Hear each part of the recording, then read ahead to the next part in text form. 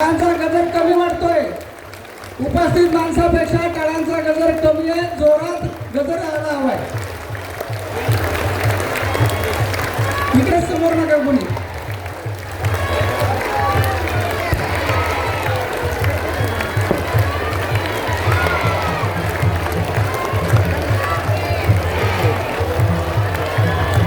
जोरदार टाळ्यांचा गजर हवाय. बाबांचं आगमन झालंय.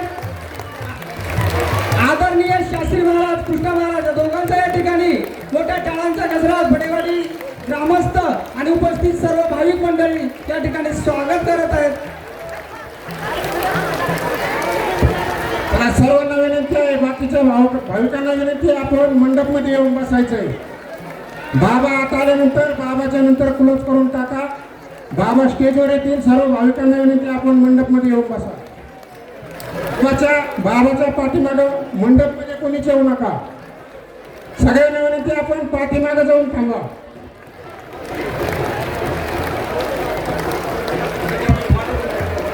रस्त्यावर कोणी गर्दी करू नका. इकडे आत येण्याचा प्रयत्न करू नका. सगळ्यांनी पाठीमागे जायचंय. टाळ्यांचा गजर बंद होता कामा नये. पुरुष मंडळी टाळ्या चालू राहिल्या पाहिजेत. बाबा व्यासपीठावर येईपर्यंत सर्व महिला मंडळी, पुरुष मंडळी रस्त्यावर दुतर्फा स्वयंसेवकांनी सुरक्षा द्या.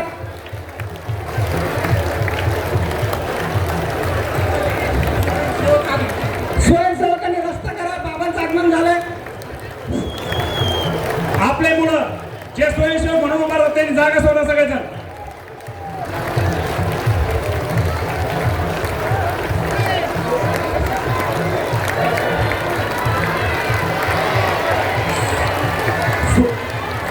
स्वयंसेवक म्हणून थोडी जागा सोडा.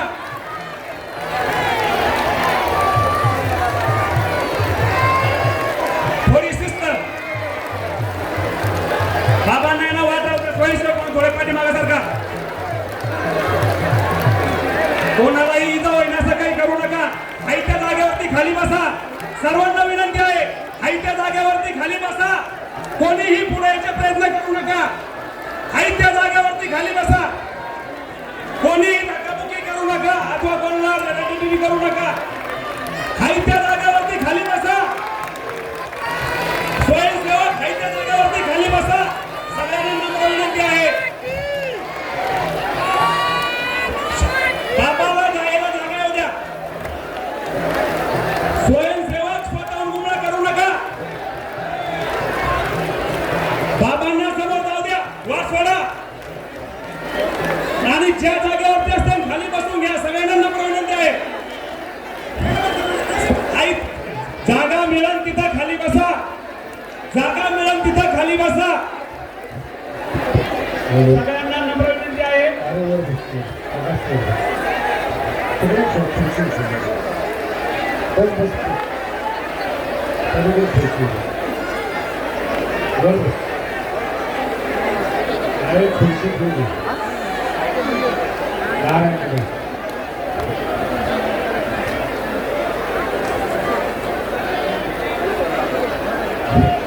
शास्त्री आवाज येतो सगळ्यांना. आवाज वाढव. जिथे आहे तिथे बसा. जिथे आहे तिथे बसा सगळे.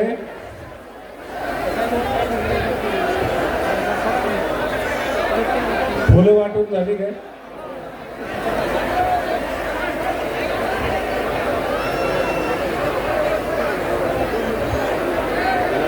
माऊली कुठे? माऊली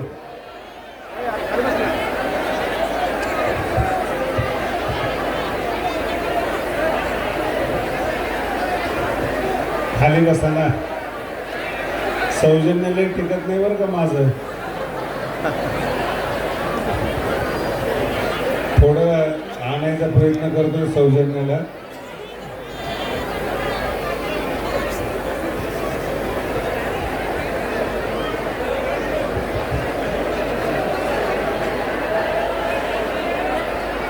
गेल्या अनेक वर्षामध्ये आपल्याला दोन छोटे गावं ज्यांची श्रद्धा फार मोठी होती असे गावांमध्ये आपण नारळी सप्ताह केला. त्यातलं पहिलं लहान गाव, कदाचित त्याच्या इतकं लहान गाव पुन्हा भेटणार नाही आपल्याला, ते म्हणजे सावरगाव होत. सावरगाव बोरगाव, सावरगाव चकला आहे ना, 60-70 घराचं गाव होतं. त्या ठिकाणी गणपत महाराज भगवान बाबांच्या बरोबर राहिलेले बंकट स्वामीचे शिष्य होते.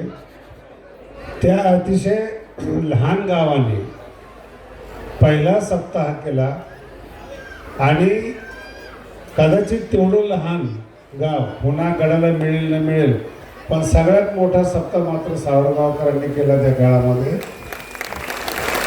आणि आर्थिकदृष्ट्या, शैक्षणिकदृष्ट्या आणि संख्येच्या दृष्टीनं, लोकसंख्येच्या दृष्टीनं सगळ्यात लहान वाडी म्हणजे आपली ही आजची बडेवाडी आहे, की ज्यांची भावना मोठी आहे, ज्यांची श्रद्धा मोठी आहे, नावाप्रमाणे ते बडे आहेत. त्या अर्थान ना भाऊ, 7 दिवस तुझ्या संग राहायचंय आम्हाला, अशी ही बडेवाडी आहे. हे बडेवाडीचं कौतुक नाही, आलेल्या लोकांनी बडेवाडीला सहकार्य करावं म्हणून मी हे सांगतोय तुम्हाला. रामगिरी महाराजाकडे हा सप्ताह सोपवलेला आहे. आताच माझ्या भाषेमध्ये सांगितलंय, तक्रार येता कामा नये, वाढायचे कुठे गेले रामगिरी इथे आहेत. आणि या भागामध्ये कुशल नेतृत्व आणि सगळ्याला घेऊन चालणारे असे रामगिरी महाराज आहेत. येळीचे लहानपणीपासून या भागामध्ये गेलेले, भगवान गडाला धरल्यामुळं बऱ्याच लोकांना त्रास झाला, पण त्यांनी त्यांची भूमिका फार चांगली मांडली आणि येळीच्या संस्थानाचा विकास केला. आणि ही चांगली माणसं बरोबर असल्यामुळं मला बाहेर लक्ष देता येत. म्हणून आता बडेवाडीच्या सप्ताहाची जवळपास चांगली जबाबदारी रामगिरीकडे आहे, लोकांकडे आहेत. परिसरामध्ये अजून 2 वाडे आहेत, बोंदरवाडी आहेत आणि सगळ्या अर्थानं सहकार्य करणारी इडी आहे. म्हणजे बोंदरवाडी, इडी यांच्या सहकार्याने रामगिरीच्या नेतृत्वामध्ये आपल्या भगवानगडाचा हा नारळी सप्ताह व्यवस्थित पार पाडतो. लोकांच्या काल्याच्या कीर्तनाला आणि सप्ताहाच्या शेवटला जेवढी लोक असतात तेवढी लोक आपल्या इथं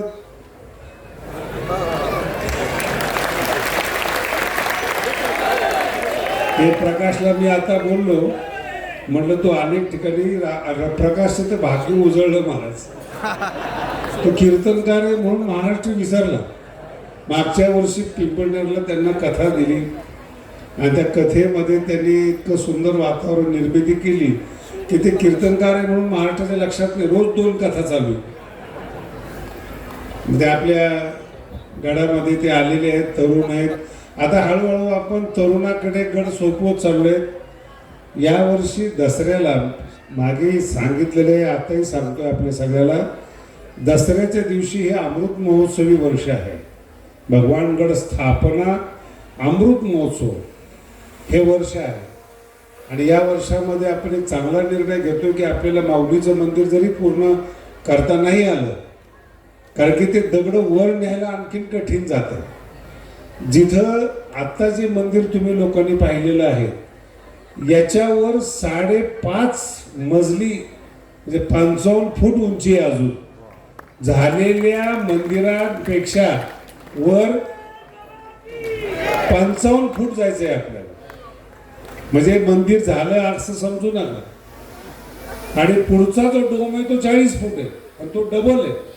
आतून एक डोम आहे दगडाचा आणि त्याच्यावर एक डिझाईनचा डोम आहे. असे 2-2 डोम तयार होतात. त्यामुळे एकाच वर्ष आपल्याला अजून लागू शकतं.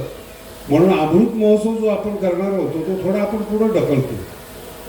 आणि या वर्षी दसऱ्याच्या दिवशी अमृत महोत्सवाला जी 4थी गादी आहे कृष्णा महाराज शास्त्री आहेत. त्यांना दसऱ्याच्या दिवशी आपण गादीवर बसवतोय, म्हणजे अभिषेक करतो. ते आज खाली बसले, पुढच्या वर्षी माझ्या शेजारी बसते.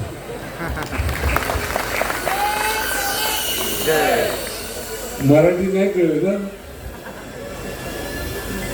माझ्या डोक्यावर बऱ्याच दोन घिट्या मारतात.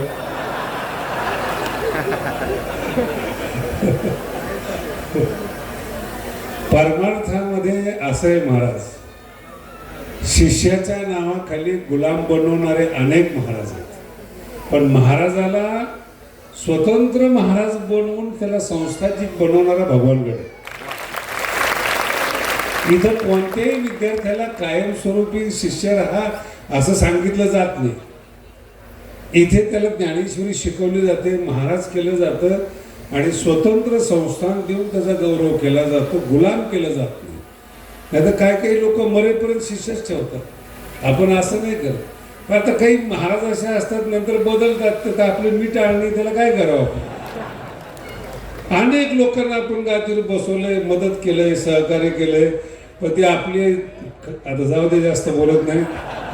प्रारंभ आहे आपला, त्या आरंभाला फार कटू बोलायला नको म्हणून. आणि मला या गोष्टीचा आनंद आहे की जो मुलगा मी निवडला तो इथं तेलंगणातला आहे, तो इथं येऊन मराठी शिकलेला आहे आणि त्याला अजून तुमच्या गावगुंड्या माहीत नाही. गावगुंड्या माहीत नाही म्हणून बसवलंय,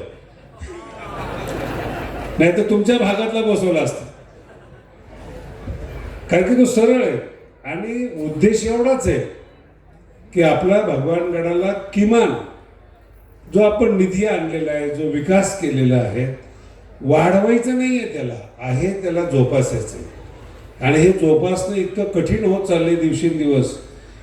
मागच्या 5-6 महिन्यापूर्वी 15-1 लाख रुपये लागायचे महिन्याचा खर्च, आणि 6 महिन्यात कोणती लाट आली ज्ञानेश्वरीची ती काही मला कळलीच नाही. ती आता 25-1 लाखापर्यंत महिना चाललाय. केवळ तुम्ही कधी गडावर आले तरी पार्किंग फुल असते, कधी गडावर या आणि सगळी लोक तृप्त होऊन जातात.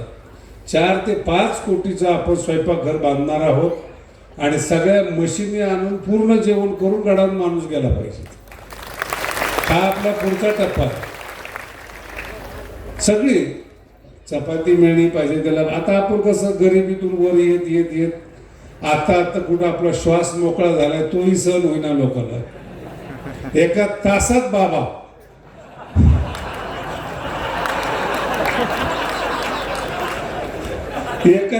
भगवान बाबा. अरे काय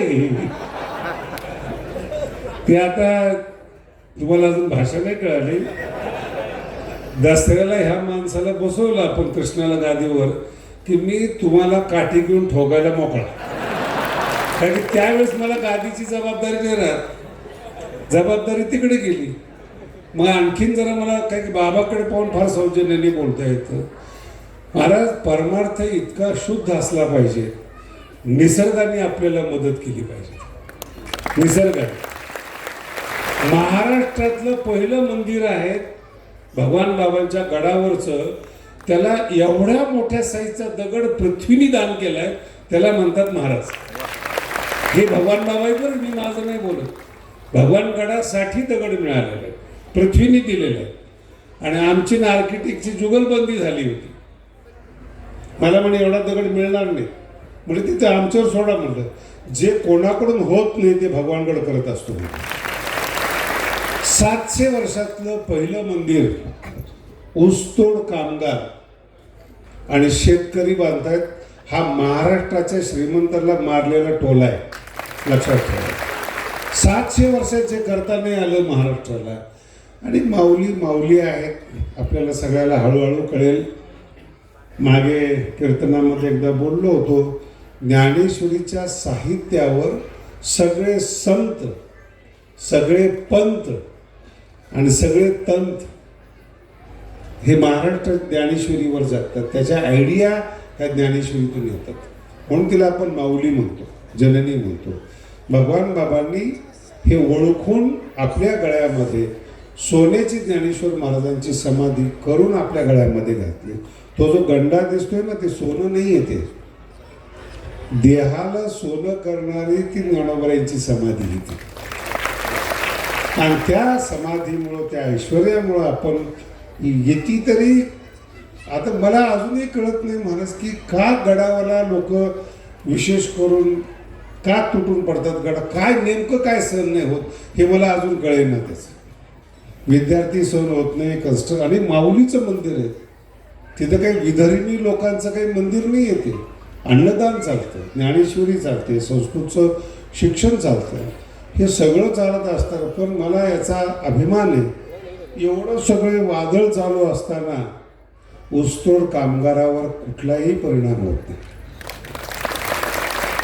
कितीही कोणी काही बोला काही परिणाम होत नाही. आणि येत्या एप्रिलमध्ये आपण आपल्या भगवानगडासाठी चांगली बातमी अशी आहे 9 कोटीची आपण रोड टच 2.5 एकर जागा विकत घेतोय पंढरपूरला. लोकांना जो थोडासा त्रास होत होता बरेचसे लोक आम्हाला खोली नाही आम्हाला हे नाही आता 2.5 एकर आहे. आकडे पाहून त्रास होत होता आता हे पाहून त्रास होईल. रोड टच जागा आहे आपल्याला आणि आपली दिंडी तिथून जाते. अशा ठिकाणी मागे 1/2 एकर घेतली आता आपण घेतोय. का सांगतो तुम्हाला गडाला मिळणारा निधी जातो कुठे त्याचं काय होतं त्याचं व्यवस्थापन काय हे दान देणाऱ्या माणसाला कळायला पाहिजे. बाकीच्या लोकांना सांगायची गरज नाही आपल्याला. जे देत नाही तेच हिशेब विचारतात. मला काल एक जर म्हणला तुम्ही लय कडवड बोललात म्हणजे महाराज जरा एकांतात बोलायला पाहिजे. म्हणलं त्यांनीच जर टफडं वाजवलं तर एकांतात बोलू काही फायदा होतो का. आणि हे सगळ्यात मोठं पाप आणि संप्रदायाचा नियम आहे. एक चमत्कार जर एका संतांनी केला तो चमत्कार दुसरा संत करत नाही. ही 700 वर्षापासून वारकरी संप्रदायातली शिस्त आहे. एक चमत्कार जर एकाने केला असेल तो चमत्कार दुसरा संत करत नाही. मराठी कळली दुसरा संत करत नाही मूर्ख करतात म्हणून म्हणलं मराठी कळत नाही. आणि अनेक कारणे अनेक गोष्टी आता येत्या काळामध्ये कळेल. बडेवाडीला जो सगळ्यात मोठा चमत्कार झाला तो कालचा झाला. कुठलीही जमीन रात्री अशी दिसत नव्हती की जी पांढरी नव्हती. कुठलीही जमीन 1 इंच जमीन सुद्धा अशी नव्हती की ज्याच्यामध्ये बर्फ पडलेला नव्हता. म्हणजे आम्ही किती भाग्यवान बघा. लोक हिमालयात बडेवाडी इतकी घाबरली. मला 1-2 फोन आले काय आणि काही होत नाही म्हणलं भगवान बाबा.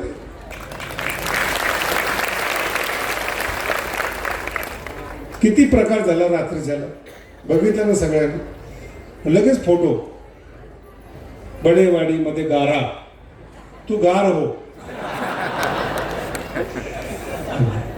आणि आज सकाळी उलट मला एवढा आनंद झाला अजिबात धूळ नाही. ज्याला धुळीची एलर्जी ती निवांत ऐकेल. बघा तुम्ही कुठं धूळ नाही. जमीन दाबायची होती ती पण दाबली गेली. याला चमत्कार म्हणतात दुसरं काही म्हणत नाही त्याला. भगवान बाबांच्या वर जी श्रद्धा आहे बडेवाडीची त्याच्या निमित्ताने झालेलं हे सगळं त्यांना केलेलं वरुण राजाने सहकार्य आहेत. घाबरायचंच काही काम नाही. तुम्ही डोक्यात टेन्शनच घेऊ नका. आता व्यवस्थित आपला प्रारंभ होतोय. ज्ञानेश्वरीचं सकाळी पारायण मुलं येत आहेत आणि जी काही महाराज मंडळी त्यांना राहायची व्यवस्था आपण वाडीमध्ये न करता भगवानगडावर केलेली. सगळं रेकॉर्डिंग केलं काय. अरे वा क्लिप पाठवू नको. आणि सगळ्यात महत्त्वाची गोष्ट परिसरांनी भालगावपासून येळीपर्यंत आपला फुंदे टाकळीपर्यंतचा जो परिसर आहे त्या सगळ्या तरुण पोरांनी बडेवाडीला वाढण्यासाठी सहकार्य करण्यासाठी रोज यायचं. जिथं जिथं कमी पडेल कामाच्या बाबतीत मटेरियल सगळं आणलेलं आहे. मटेरियलचा काही प्रश्न नाही. भगवानगड जर बडेवाडीच्या मागे उभा आहे तर कमी काय पडणार आहे. फक्त सहकार्य करायला या. आणि सहकार्य करत असताना ती जी भावना आहे ती भावना आहे. मागच्या वर्षी खूप अतिशय आलेत लोक आपल्याकडे पिंपळनेरचे. इतिहासातला अतिशय उत्तम सप्ताह ज्याला नंबर 1 म्हणून असा तो पिंपळनेरकरांनी केलेला आहे. आणि भगवान बाबांनी त्यांना सप्ताह करून 35 लाख रुपये शिल्लक राहिले, थोडा सप्ताह करून. गडाचं चांगलं करा, शिल्लक चांगली राहते,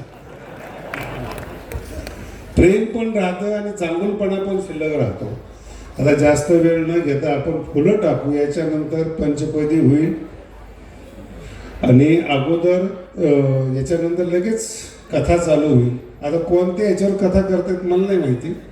भागवत आहे का यावर्षी? भागवत आहे. प्रकाश महाराजांचा असं आहे, विषय कोणताही असो,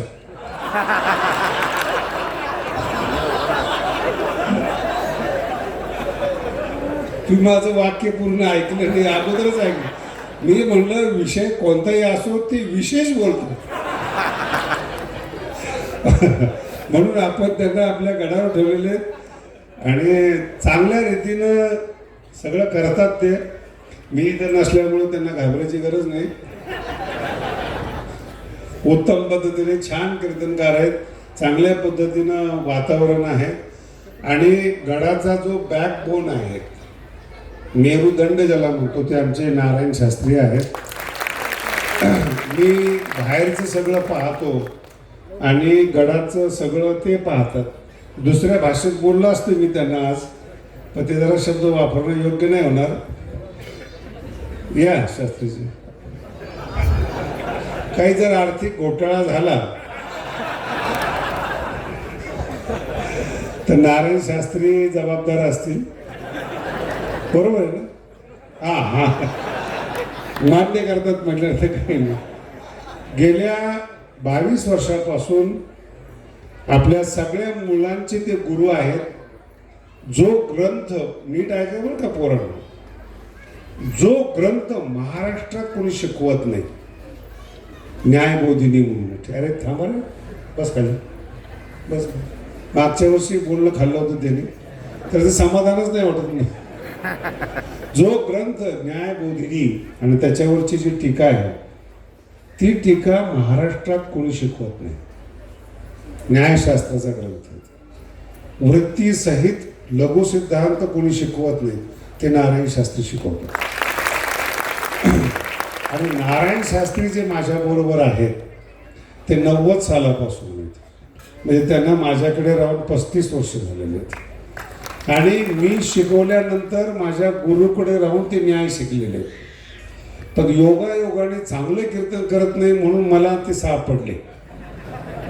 जर ते माझ्यासारखे कीर्तन करत असते तर गडाला लाभले नसते. बोलत असताना थोडंसं नामदेव अर्ग आणि त्यांच्या हातून महाराष्ट्रातले कीर्तनकार घडले. नारायण शास्त्री हे काशीचे वेदांताचार्य आहेत, पण त्यांच्याकडे असलेली डिग्री लोकांना दाखवत नाहीत. ते त्या डिग्रीचा शो करत नाहीत. ते त्यांचा अधिकार मोठा आहे. ते घरचे बागायतदार आहेत, ते 40 गावचे आणि पूर्ण केळीची बाग आहे त्यांची. त्यांचे आई वडील सात्विक आहेत आणि अतिशय उत्तम परंपरा 90 पासून माझ्याकडे आहे. आणि म्हणून त्यांच्याकडे गड आहे. ज्या जागेविषयी मध्यंतरी मतभेद झाले, 172 एकर जागा आहे. त्या जागेचे दुसरे महाराज आहेत आमचे भगवान महाराज राजपूत, इथं बसलेले आहेत. ते जवळपास 93 पासून माझ्याबरोबर आहेत आणि ते आपली जी गडाची जागा आहे 172 एकर राजा हरिश्चंद्र पिंपरीची, आज ते सांभाळत आहेत. आणि या सप्ताहातल्या कीर्तनकाराचं नियोजन भगवान महाराजाकडे आहे. म्हणजे मला का त्रास होत नाही ते सांगतो. गड ते सांभाळत आहेत, सप्ताह आणि कीर्तनकार भगवान महाराज सांभाळत आहेत. मध्यंतरीचा जो काही कालखंड असतो, जेवण आहे बाकीचं काय, ते आमचे सगळे मुलं सांभाळतात. आणि आता 100 मुलं कीर्तनकार तयार झाले महाराज गडाची. एक जुन्या काळामध्ये म्हातारा होता धृतराष्ट्र, त्याला 100 पोरं होती. आता भगवानगडाला 200 पोरं आहेत. आतापर्यंत 200 पोरं झालीत आणि MPCचे पोरं वेगळी. आणि ही सगळी विनामूल्य शिकली आणि इतकी चांगली वागतात. एवढे मुलं कलियुगामध्ये सांभाळून त्यांचं चारित्र्याला दाग न लागणं ही सगळ्यात मोठी गोष्ट आहे महाराज भगवानगडाची. इथं महंतांचा भरोसा नाही आहे, पण विद्यार्थी चांगले वागतात, असा भगवानगड आहे. आणि म्हणून ते संपूर्ण आपला कीर्तनाचा भाग हे भाग सगळं करतात. तर जुने लोक बसलेले आहेत, त्यांना फार वाईट वाटतं आपल्या हातून गड गेला म्हणून. पण सगळ्यात चांगली गोष्ट आहे की त्यांच्या समोर नवीन गड उभा राहिलेला आहे. अशा गडाला आपण सहकार्य करतायत. बाहेरच्या बातम्याचा प्रभाव आपल्याला पडत नाहीत आणि मला आनंद या गोष्टीचा आहे. बाबांनी 51 साली एका डोंगरावर राहुटी ठोकली. त्या डोंगराचं नाव भगवानगड झालं. दसऱ्याच्या दिवशी 51 साली एक राहुटी ठोकली आणि त्या डोंगराचं नाव भगवानगड झालं. आणि तो भगवानगड माहीत नाही असा महाराष्ट्रात माणूस नाही माणूस. भगवान बाबांनी पाहिलेलं स्वप्न तुम्ही आम्ही पूर्ण केलं. बाबांच्या गळ्यामध्ये असलेली ज्ञानोबराईंची समाधी सोन्याची, त्या सोन्याच्या समाधीचं दगडामध्ये मोठं रूपांतर केलं तुम्ही लोकांनी. आणि न भूतो न भविष्यती असं मंदिर आज आपण भगवानगडावर चिरकालीन बांधतोय. आपण सगळे जवळचे लोक आहेत, पण तुम्हाला त्याचं महत्त्व सांगतो. बऱ्याच लोकांना टेन्शन होतं माऊलीचंच का बांधतं. म्हटलं बाबाचं पण बांधणार आहे. बाबाच्या मंदिराची आपण एफडी तयार करून ठेवली, पण काम उरकलं पाहिजे, काम झालं पाहिजे. त्यांच्या मागे लागून ते काही RCC नाही की 2 माणसं जास्त वाढवून केलं. दगड कटिंग करून तो त्या साईजमध्ये कापू, तो वर वर आपल्याला शेवटपर्यंत म्हणजे 80 फुटावर दगड न्यायचा आहे. तो एवढं सोपं समजू नका या सगळ्या गोष्टी. पण हे सगळं काम निर्विघ्नपणे पार पडलं.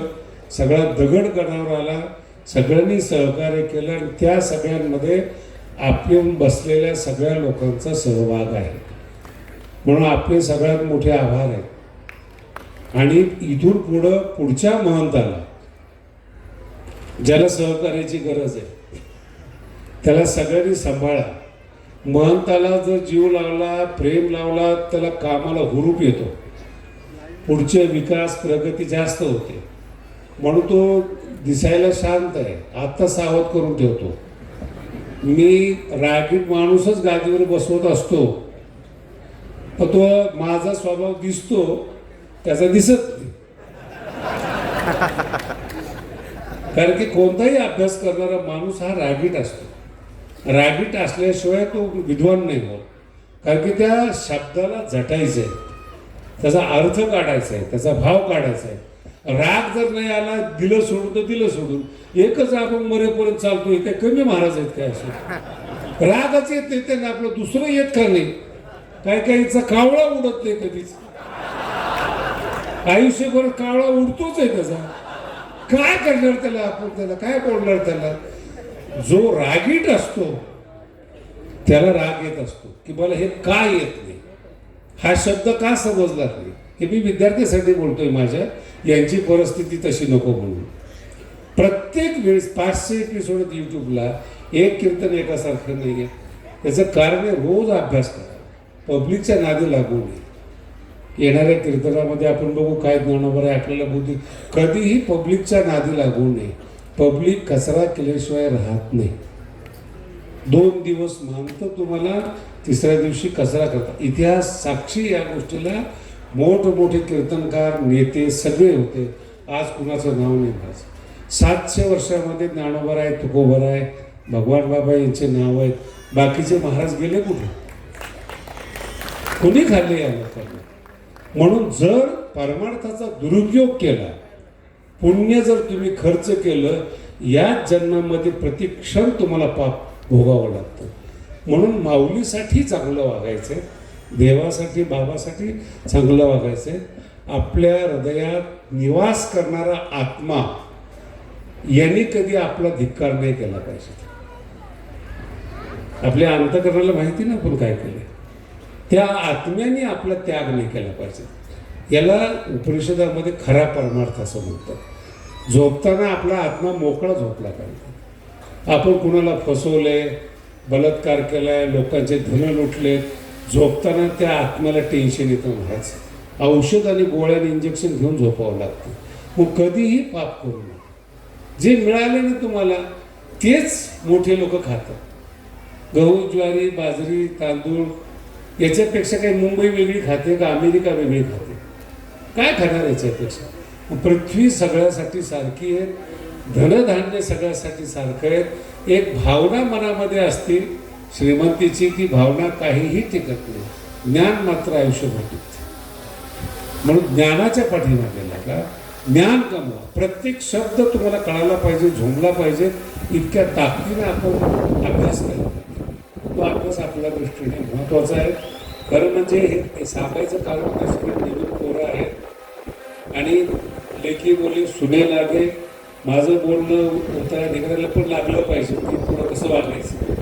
तुमच्या निमित्ताने त्यालाही तोंडी मारतोय मी की काय माझा हेतू आहे, त्याने पुढच्या वेळेस काय माझं पुढचं प्लॅनिंग आहे ते त्याला कळालं पाहिजे.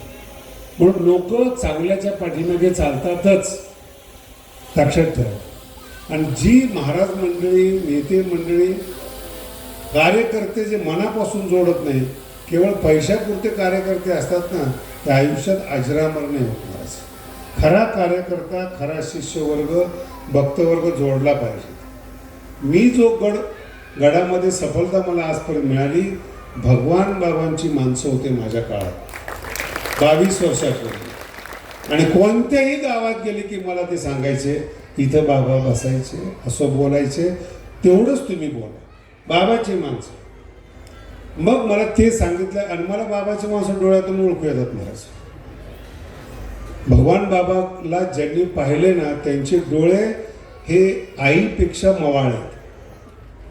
आणि त्यांच्याकडे जेव्हा मी पाहतो तेव्हा माझ्या लक्षात येतं की ह्या डोळ्याने भगवान बाबा पाहिलेले आहेत. आणि त्या डोळ्यांचं मी ऐकतो की त्याला काय म्हणायचं. आणि त्यांचं ऐकल्यामुळे गेल्या 22 वर्षामध्ये आपली ही प्रगती आहे की जी आपली इथपर्यंत आपण आलेलो आहोत. म्हणून पुन्हा एकदा बडेवाडीला धन्यवाद द्या, सहकार्य करा.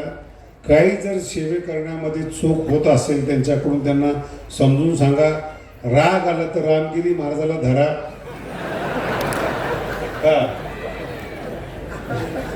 बरोबर आहे ना. आणि सगळ्यांनी सहकार्य म्हणून हा एक दिवाळीचा उत्सव आहे महाराज. जे कीर्तनकार कधी येणार नाहीत, आपल्याशी बोलणार नाहीत, ते कीर्तनकार आपल्या इथे येतात. त्यांच्या तोंडातून आपल्याला मानवी जन्माचे सिद्धांत समजतात आणि ती सगळी मंडळी हसून खेळून राहते. एक गाव खर्च करतं आणि सगळ्या पद्धतीनं आपण पुढे जातो. म्हणून पुन्हा एकदा सगळ्याला धन्यवाद देऊन नारायण महाराज शास्त्री यांच्या हातून आपण पुष्पवृष्टी करू आणि लगेचच पुढचा कार्यक्रम सुरू होईल. आता सगळ्यांची नावं घ्यायची प्रथा आहे आपल्याकडे, पण यावर्षी खूप वेळ झालेला आहे आपल्याला. त्याच्यामुळं सगळे आले तेवढे गावं आपलेच आहेत असं गृहीत धरून पुढचा कार्यक्रम आपण सुरू करू.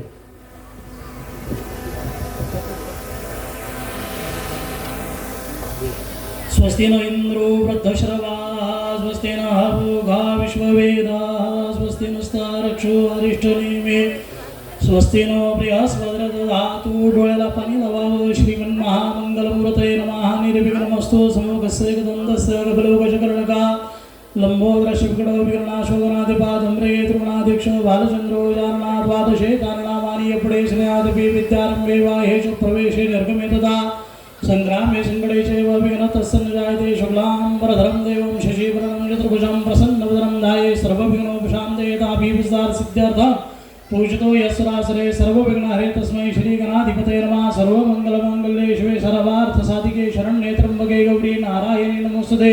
सर्वदा सर्वकार्येषु नास्तेषां मङ्गलवेषां हृदयस्थो भगवान् मङ्गलायतु न हरित देव लग्नं सिद्धं तदेव ताराबलं चन्द्रबलं तदेव विद्याबलं दैवबलं तदेव लक्ष्मीपदे देवनसा स्मरामि लाभस्तेषां जयस्तेषां कृतस्तेषां राजायशं दृश्यामूर्धयस्थो जनार्दनात्.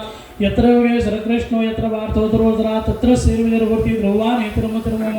लक्ष्मीनारायणाभ्यो नमः. इष्टदेवताभ्यो नमः. कुलदेवताभ्यो नमः. ग्रामदेवताभ्यो नमः. स्थानदेवताभ्यो नमः.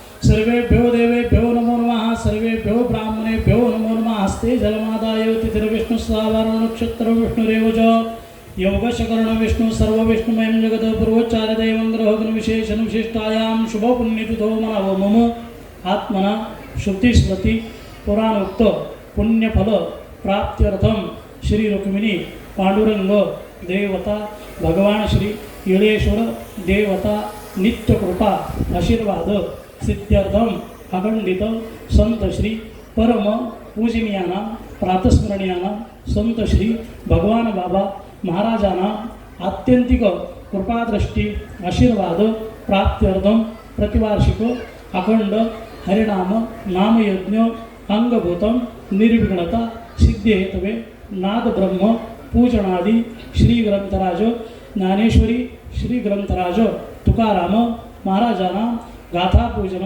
करम अहमा करिष्येत फलावाप्त्यर्थमादो गणपती स्मरणं करिष्येत ओम गणानान्त्वा गणपतिं हवामहे प्रियानान्त्वा प्रियपतिं हवामहे निधीनान्त्वा निधिपतिं हवामहे वसुमहामजानि गर्भद्वात्मजा शीघ्रधम्म श्रीमन्महामङ्गलमूर्तये नमः प्रार्थनापूर्वक नमस्कारं करोमि इदं विष्णुर्विचक्रमेत्रे धानि ददे पदं समूढवस्य पाकं सुरे स्वाहा विष्णुरराटमसि विष्णोः श्रवणेस्तो विष्णोः सूरसि विष्णुर्ध्रुवोऽसि वैष्णवमसि विष्णवे त्वा ॐ बृहस्पते आत्यद्रजो आर्यहात् विमतिविभाति क्रतु मज्जने घोरब्धिदय सवसरित प्रजात तदस्मा सुद्रविणं देहि चित्रं ग्रंथराज श्री ज्ञानेश्वरी ग्रंथराज श्री तुकाराम महाराज गाथा देवताभ्यं नमः गंधाक्ष पुष्पे संपूज्य स्थापित धूपम समर्पयामि स्थापित दीपम दर्शयामि नैवेद्यम समर्पयामि सात् पुण्यार्थे व्यावहारिक द्रव्य दक्षिणां समर्पयामि प्रार्थनापूर्वक नमस्कारं करोमि ओम देवानां भद्रा सुमतिर्रजो यतां देवानाग्नुरातिरभिनो निवर्ततां देवानाग्नु सख्यमुपसेति जीवसे तां पूर्वयानि विदाभूमहे वयं भगं मित्रमदितिं दक्षमश्रीधम् अर्जमनं वरुणग्नु सोममश्विना सरस्वतीनः सुभगामयस्करतो तन्नपातो मयो भुवातु भेगदं तन्माता पृथिवी तत्पिताभ्योः तद्ग्रापानः सोमसुतो मयो भुवस्तदश्विना शृणुतं धिष्ण्याजुवं द्योः शान्तिरन्तरिक्षं शान्तिः पृथिवी शान्तिरापः शान्तिरोखदयः शान्तिः वनस्पतयः शान्तिर्विश्वे देवाः शान्तिर्ब्रह्म शान्तिः सर्वगुण शान्तिः शान्तिरेव शान्तिः सामा शान्तिरेदि पुंडलीकवरदे हर विठ्ठल श्री ज्ञानदेव पंढरीनाथ भगवान बाबा की जय ज्ञानेश्वर महाराज जगद्गुरु तुकाराम महाराज शांती ब्रह्म एकनाथ महाराज येळेश्वर भगवान की मलकेश्वर भगवान की भगवान बाबा की